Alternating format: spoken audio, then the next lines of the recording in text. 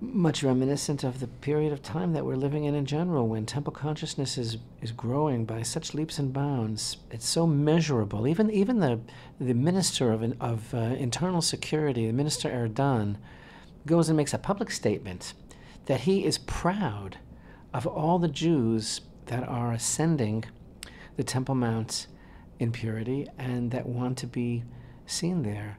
And it's amazing. Who heard of such a thing? Years ago, there was a particular minister of public security that Yitzchak and I really didn't get along with. Yitzchak especially. Yitzchak doesn't have a good word to say about that particular minister of public security. I'll give you a hint. He always was photographed wearing a purple shirt. Anyway, he was no friend of the Jews at all. He was a big friend of the Waqf, and he made our lives miserable. And here, last year, what was the figure? Over 22,000 Jews went up on the Temple Mount. It's just a total revolution. And this year we've already surpassed that number. We've already surpassed that this year. The Hebrew calendar, with another 3 months, 2.5 months to go.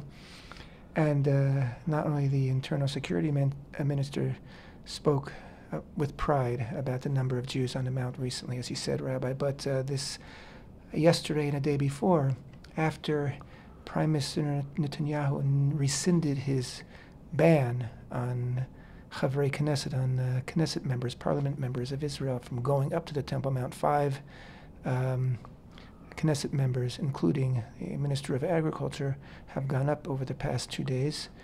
And even that, I think, is an unprecedented number. I mean, there are always 1 or 2, maybe 3 that would because the whole public discourse has changed.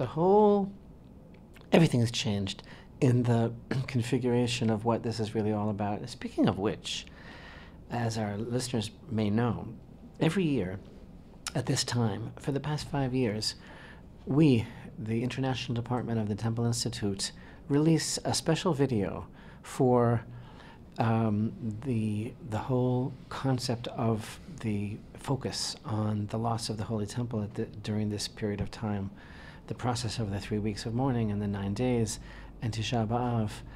And we produced a series called The Children Are Ready, and there was one of them was actually called Time to Build. And they were really, by our standards, enormously successful. And they are designed for one purpose only, and that is to give people an alternative vision of what this time period is all about. In other words, it's our opinion that many Jewish people are stuck in a certain rote of mourning, in a certain kind of holding pattern whereby the desire to see the Holy Temple rebuilt and the necessity of getting up and doing something about it has been replaced by a certain kind of automated mourning process wherein, unfortunately, has crept into the subconscious of our people the thought that, well, if we mourn hard enough, if we show that we're miserable, if we cry, if we suffer, if we deprive ourselves, then God will have mercy on us and He'll build the temple, or maybe even worse than that, if such a thing would be possible. We actually think that all we have to do is show the mourning, that's the mitzvah, but that's not. Without anticipating right. a holy temple. Yeah,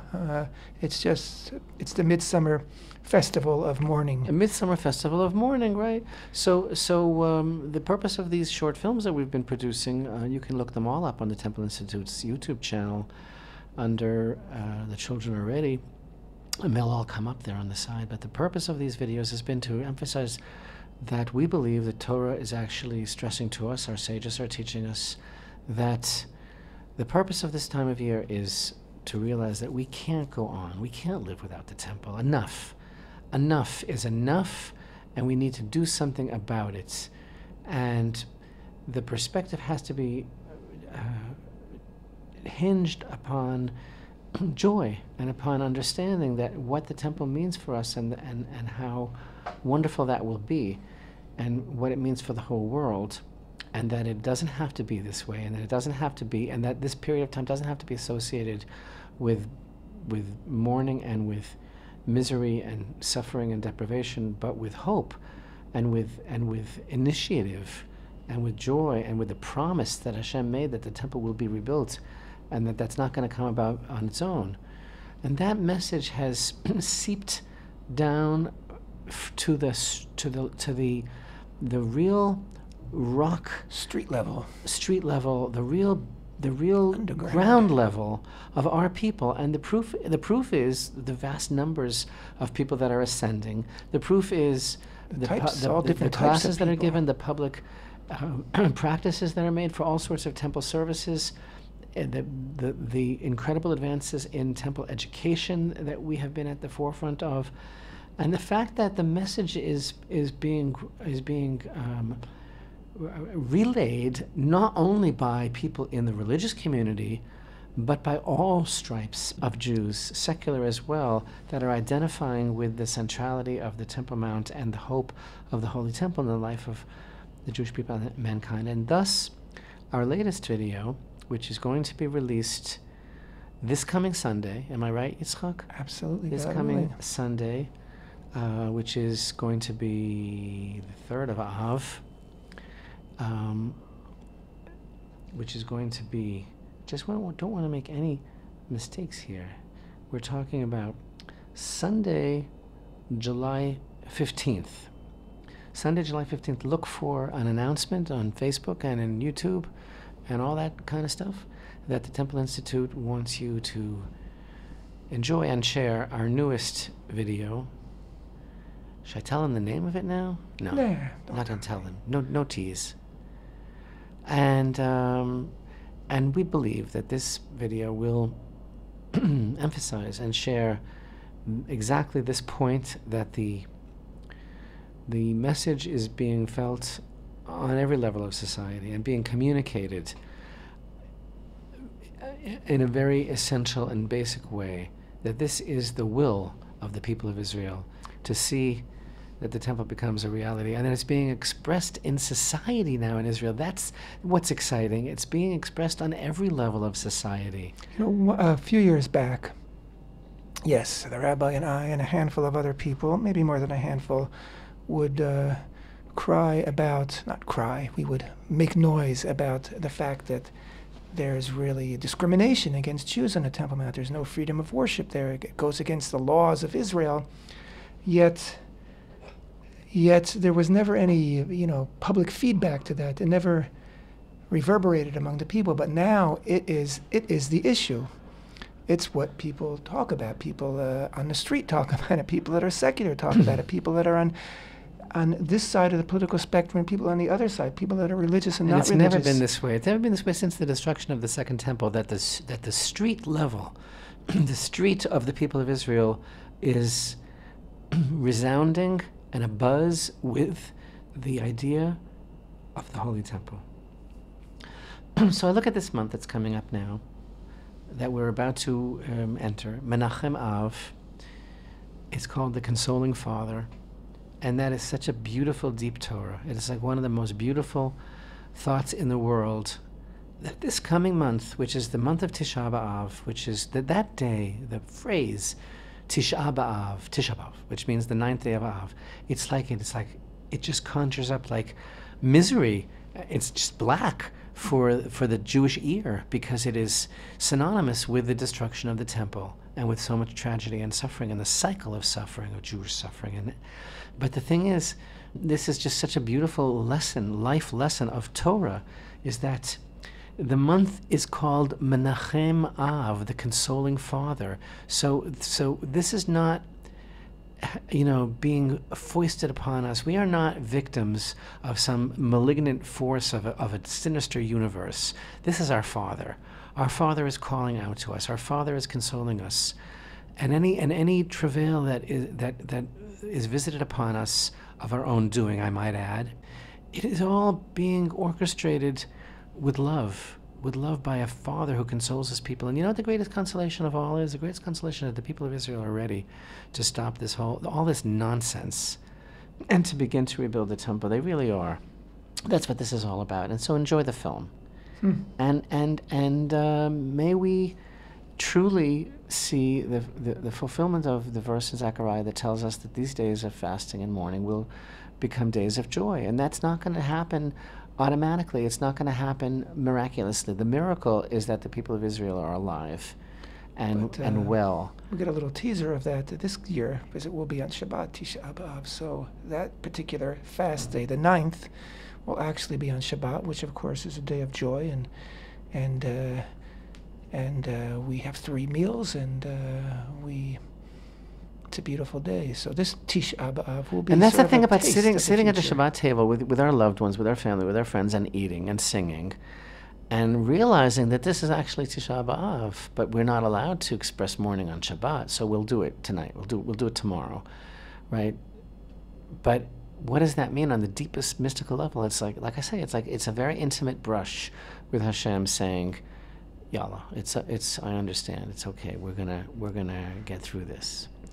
Listen, these Chavrei Knesset, these members of Knesset and ministers that are going up on the Temple Mount, because they represent, through who they are, they represent the sovereignty of Israel, the Palestinian Authority, and Jordan, of course. They're all very furious, and they're calling it like a crime, a war crime. They call it a crime of occupation. They might even be calling it a crime against humanity. I'll talk about that for a minute. You know, the United Nations actually defines Jews living in Jerusalem as a war crime. Did you realize that? It's a crime of occupation, and they may be defining it also as a crime against humanity. Jews living in Jerusalem. And this expression, crime against humanity, it's funny because so many crimes against humanity have been committed against the Jewish people. If you consider them to be human beings, again, is another issue. But I noticed lately that the Palestinian so-called leadership has been very quick to blame Israel of accusing crimes against, of committing crimes against humanity. Now, every single day, and I mean every single day, there have been tens of fires that are causing tremendous agricultural damage, economic loss, risk of life of at least 4,000 families that are living immediately around the border with Gaza, and tremendous amount of damage that are taking place, which of course is a real crime against humanity. It's like, these are flames, and this is the time of flames, you know, the flames of the Churban, the flames of the destruction of the Holy Temple, and all these communities and fields around the Gaza periphery are up in flames. By the way, I saw something that moved me very much.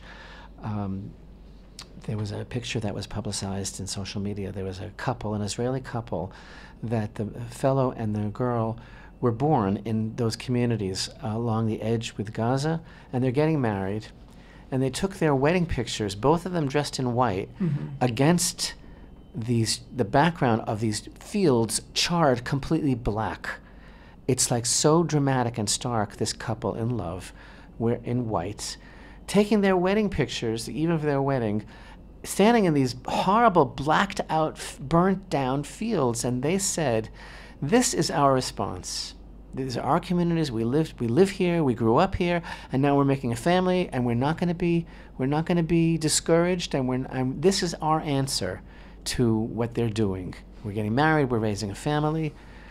So speaking of crimes against humanity, What okay. I just got to tell you this. Okay, so they're calling all this crimes against humanity, right? So then, and as they're very quick so then.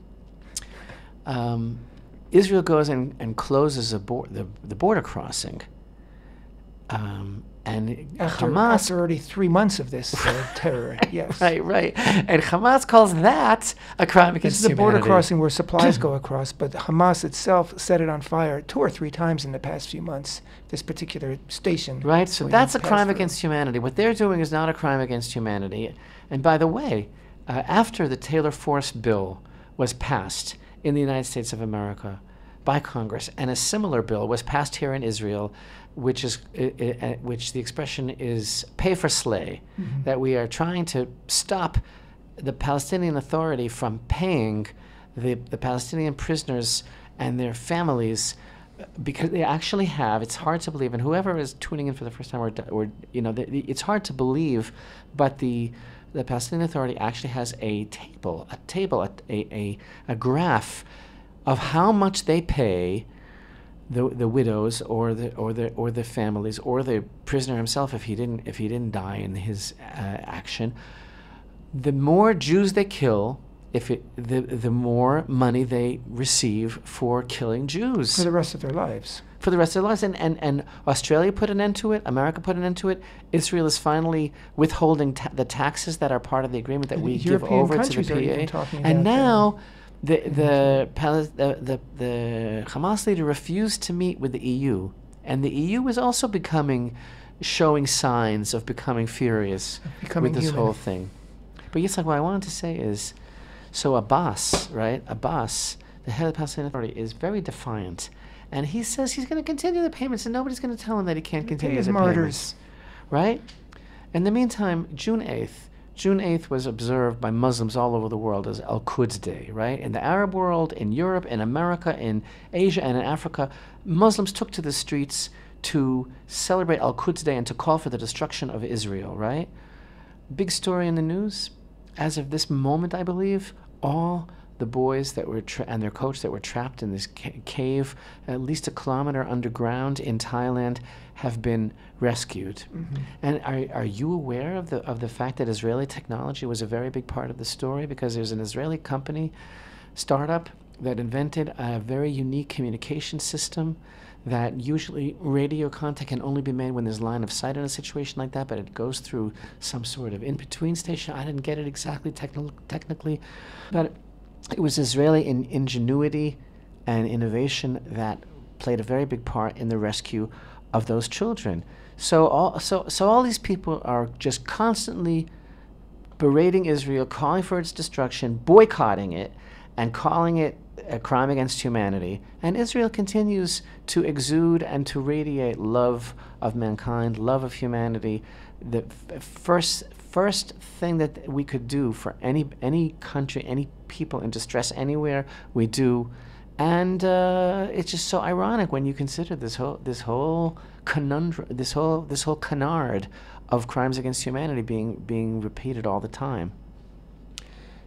If you're talking about Israel reaching out to people at risk, there's a whole situation now right over the border with Syria, where thousands and thousands of that's another totally unsung story. The aid that Israel's delivering to the refugees at the border. I hear the music. We'll be right back. Stay with us. Temple Talk.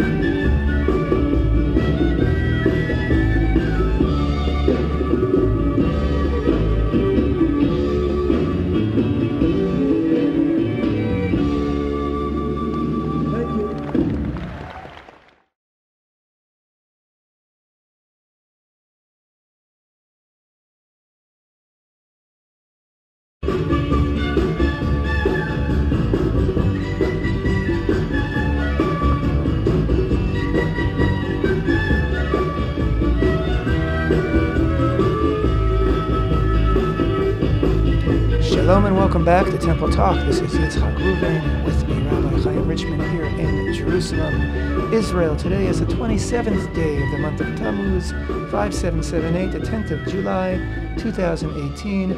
This coming Shabbat, the double portion of Matot-Masei, which conclude the book of Numbers, Bamidbar, desert, wilderness in Hebrew. This coming Thursday evening, Friday, is of course Rosh Chodesh Av, Menachem Av, first day of the new upcoming month of Av. And Rabbi, we were talking, just fill in what we started to say at the very, very conclusion of the first half. We're talking about Israel's acts of humanity, acts of love toward other human beings, even our enemies. And we started to mention the situation in Syria, and as people may or may not know, Assad, the genocidal head of what's left of Syria, who's killed hundreds of thousands of Syrians and displaced, made homeless over 500,000, maybe millions, I would say, of Syrians. Many of them have made their way to the United States, many to Europe, many are in Jordan right now. And right now, tens of thousands of Syrians are being made homeless again by a push by Assad with the help of his friends, Iran and Hezbollah, as they push toward the Israel's Golan Heights border. And so many tens of thousands of internal Syrian refugees are setting up tent cities right outside the borders of Israel in the north here. And Israel is maintaining a policy which it has been practicing for, I guess, the past 7 years of this civil war, of providing medical aid to Syrians who have been injured, some devastatingly so by the warfare. What happens is Israel opens the border, brings people across into hospitals. Sometimes they stay in Israel for many months till they can recover. People are given new limbs. People are given sight back. People are their bodies are put back together. Children, as well as adults, and then they're sent back into Syria because Israel just doesn't have the ability to absorb these people. We can't take them in as refugees, and many of them are willing to be interviewed. They have to change their name because if they go back and they've been associated with anything positive about Israel, they'll be accused of spying if they get caught. But with their names changed, they confess that they were terrified of coming to Israel because Israel's been portrayed as blood-sucking, subhuman enemies from preschool in Syria, and they come and their lives are rescued, and they feel the love, and children are just smothered in toys, and they go back seeing things a little bit differently. Will that make a difference in the long run? We'll see. Who knows?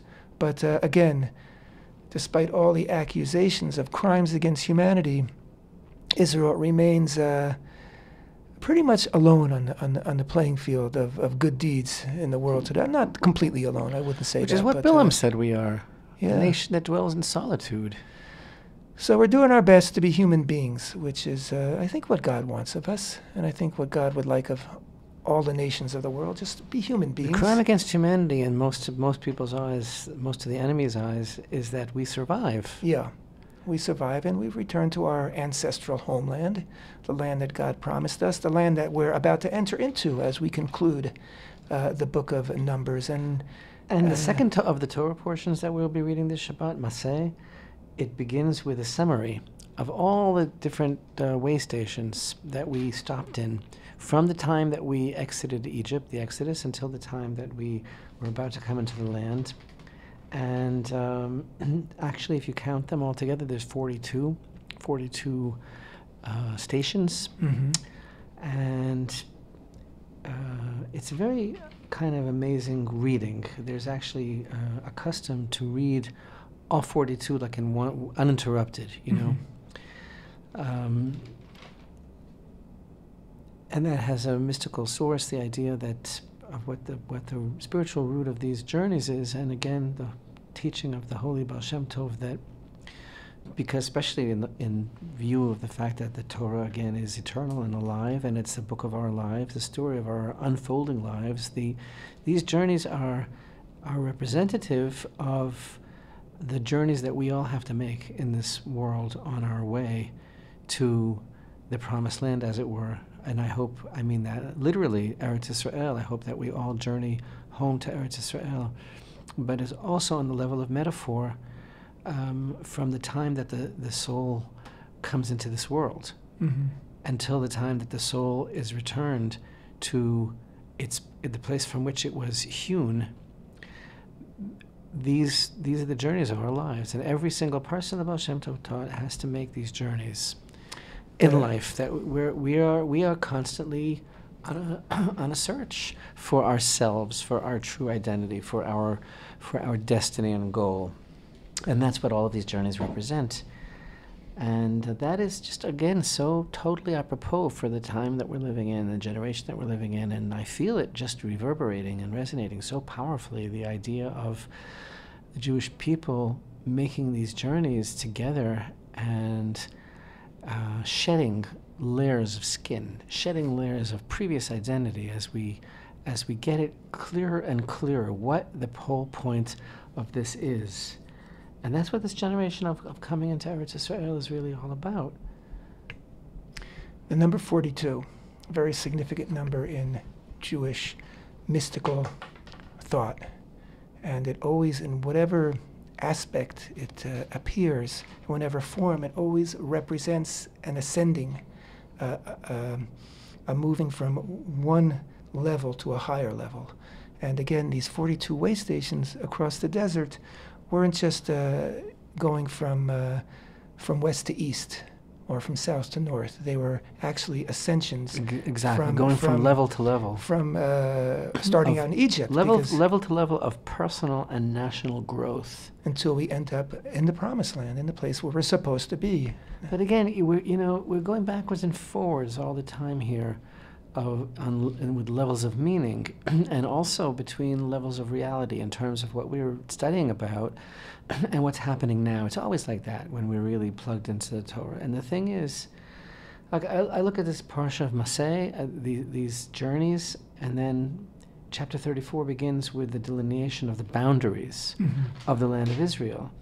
And again, what is the word here? I don't even know the word. It's not irony. It has to be stronger than that, of the fact that, again, this whole thing about the deal of the century and the plan, and what is the plan, and the two-state solution, and those voices that say, whether they're from within or from without, make sure that the two-state solution isn't dead. We have to have the two-state solution, and the wacky, zany Supreme Court of Israel that seems to stand more for the rights of the Arabs in the land of Israel than for Jews. That seems to have been proven, right? by a recent report. It's actually been proven. I mean, the Supreme Court of Israel that orders the demolition of Jewish homes owned on Jewish land, but yet stops the demolition the demolition of this spreading Bedouin.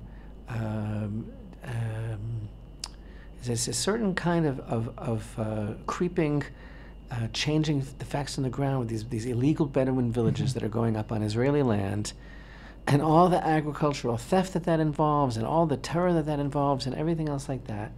And here we come to Parshat Masei, where we're reading about the people of Israel who came out of Egypt under God's direction, and were brought to the land of Israel. And here we have the boundaries of Eretz Israel, and there's nothing here in the Torah for two states, right, for two peoples, especially the fictitious one that never had roots in this land.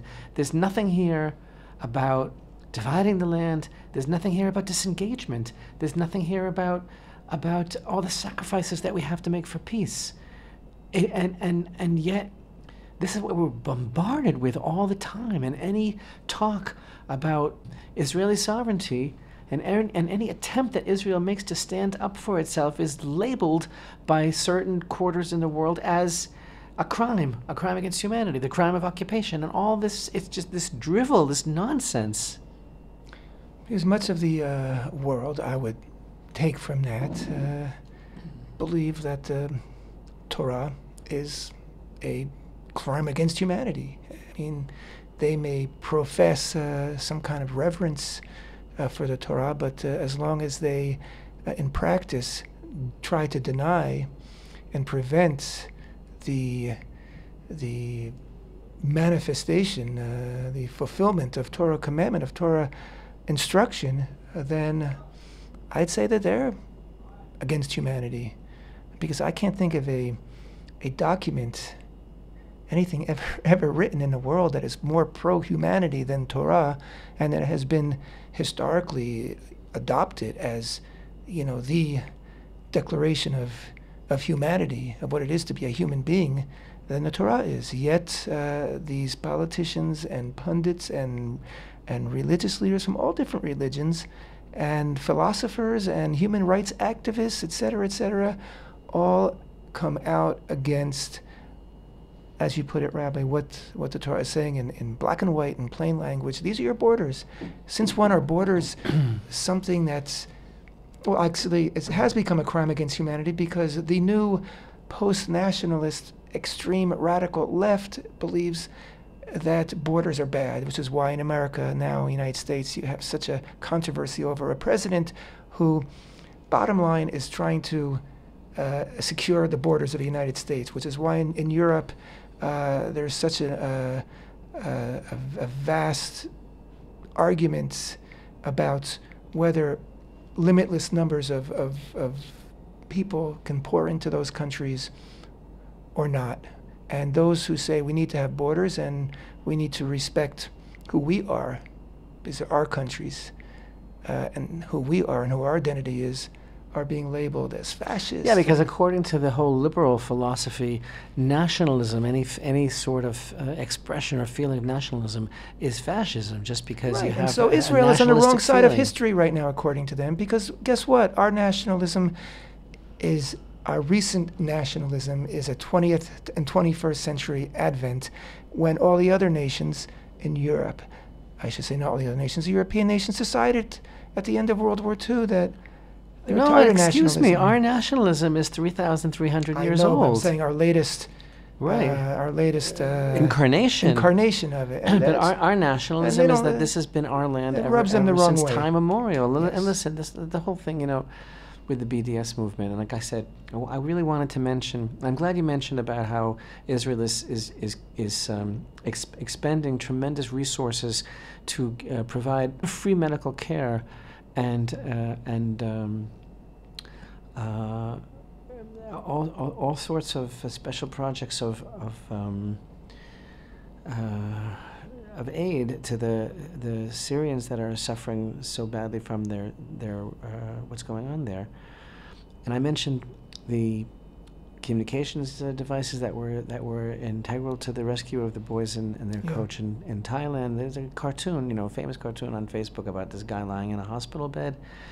And the nurse is saying to him, "I'm sorry, but since you want to boycott Israel, like the drugs that that were saving your life were developed in Israel, and the medical procedures developed in Israel." And so he says, "Can I call my wife?" And she says, "I'm sorry, but your telephone was developed in Israel."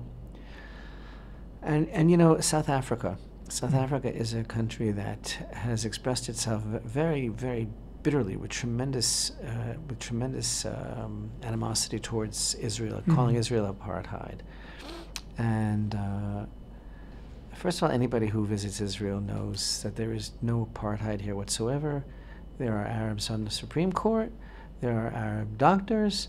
There are Arabs in every level of society. And there isn't even any apartheid over the Green Line, in what some people call, the territories, Judea, Samaria. There's no apartheid there either. It's a whole different political situation and security situation, but there's no apartheid there. So getting back to South Africa, I've been reading about the incredible hate crimes that are being perpetrated against whites in South Africa at the instigation of the government, and about the Boers that are something like 15,000 are moving to Russia or something because of the tremendous hate crimes and agricultural crimes that are being committed against these whites in South Africa. Their farmland is being destroyed, and they're being mutilated and raped and all sorts of things. And South Africa is calling Israel the perpetrator of crimes against humanity. Here's how it goes. Here's how it goes. It's an old story, I think. Old story in new clothes all the time. So, Rabbi. Yitzchak. Yeah, 3 weeks. End of Bamidbar. What else? Beginning of Av. And I gotta say one thing. Beginning of Av. We're in the middle of the 3 weeks. Every time Av comes around, and of course, Av is the 9th of Av, it's the 15th of Av, Tu B'Av, which is a beautiful, wonderful, the sweetest day of the year. It's also a Friday. And it's also somebody's birthday, I think. And but I also, as soon as Av comes around, I start thinking Elul, and I start thinking Tishrei, Rosh Hashanah. I mean, it's and it is a process according to the Arizal that begins in Av. It's all part of a spiritual tikkun. So already the new year is starting to pop up in my mind's calendar. It's true. This is the beginning of the season of introspection and tshuva. It really is. So imagine what an amazing time of year it will be when the Mikdash is built, when the Holy Temple is rebuilt, and this period of mourning is replaced with literally with a period of joy and festivity and getting ready to kick off the new year. It's just going to be an amazing, amazing time each The main summer. issue that we're trying to pin down here, that we were talking about in the first half, that we were talking about, that we want people to watch this new film that's going to be released. Don't forget, this Sunday, July 15th. Look for the Temple Institute's new video. It's very short. It's like 1 minute and 14 seconds. 1 minute and 14 seconds. But I hope it gets the message across. But the whole point is, when you talk about how great it's going to be when those days of mourning are over and the temple is rebuilt, the issue is, how is that going to happen? This has always been the issue. Mm-hmm. So there is a school of thought, which I think is becoming less and less prevalent. But the old school of thought is basically that it's just the more you mourn, the more you cry, the more you wail and show utter remorse, the more the temple will be rebuilt. Whereas the school of thought that we are trying to represent is that the more we show that we want to build the temple, that we are not satisfied with mourning, that the mourning is a vehicle that brings about a heightened state of consciousness and the realization that this is not normal, that this is something's very wrong with this picture, this is not the way to live. That's how the temple will be rebuilt.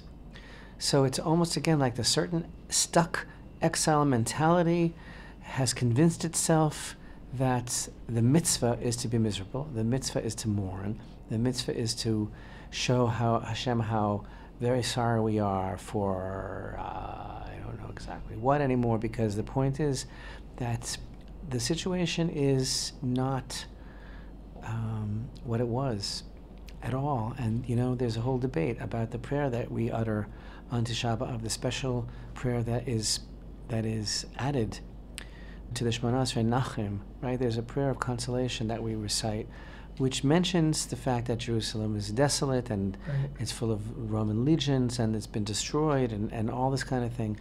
And that's the prayer that was composed at the time of the destruction of the temple. And there have been several alternative versions that have been written in modern times. And the Temple Institute published a prayer book with a different version, because it's not historically accurate, it's not honest to say that prayer that way now, because Jerusalem is built up and thriving and beautiful and is expression of Hashem's promise to the Jewish people. And it's much more honest to say that it's the beginning of the process of redemption. Right. If there's one thing that remains desolate, it's the Temple Mount. But it's no longer desolate of Jews. It's just desolate so of the temple. How could you pretend that nothing's changed? That's not true. So the difference in what I'm trying to say, what I want to say, what I'm building up to say here, is that the shift is, you can't blame God anymore. Because the classic mindset of the exile is like to sit on the floor and weep and wail and say, Hashem, please come back to us. But he did. He did. This is the whole problem, and this is the way you look at things. Are we in the process of the beginning of the redemption or not? Because it's like he could say, you know what, kids, like, we made peace. I gave you the Temple Mount on a silver platter in 1967. It would be a far more honest statement if you would just say you're not interested. But to say, oh, why, please, please, Hashem, rebuild the temple, let it come down from heaven. I gave it to you already. What more do you want from me? And that's really what the whole issue is all about. It's perspective. 1948 was a game changer. Conclusion of the exile. 1967 was a game changer. The return to the Temple Mount.